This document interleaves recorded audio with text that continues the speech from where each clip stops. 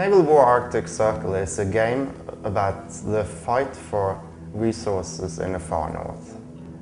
It encompasses all the great powers in the North Atlantic region, like Europe, like Russia, like the United States, and their fights over precious resources, especially oil. There's also a fight over transportation routes.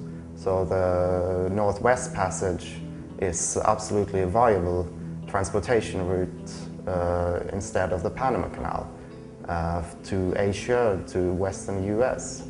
And all these resources are fought over at sea in our game with ships and submarines and warplanes.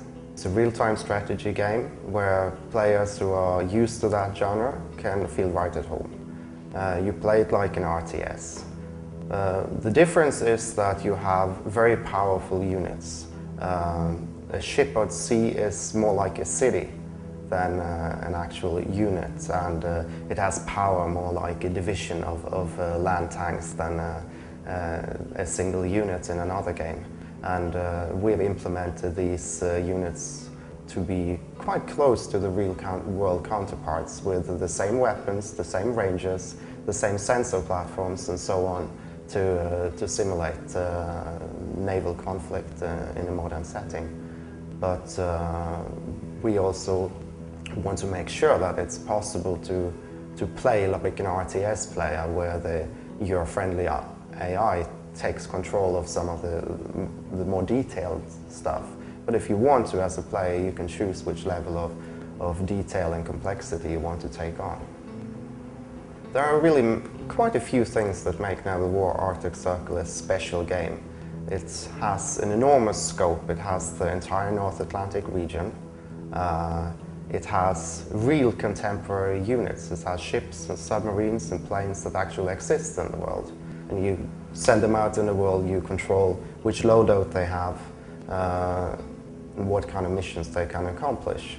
The weapons are actually far beyond what you often see in science fiction. The range of the weapons could be like 1,000 kilometers or more. And you have sensors that can see very far, but you also, on the other side, you have stealth. Submarines are very hard to detect unless they do something offensive. So as a strategy player, there are so many choices you have. There are so many different things you can do. We say you want to play with the great machines of war, and these really are the great machines of war.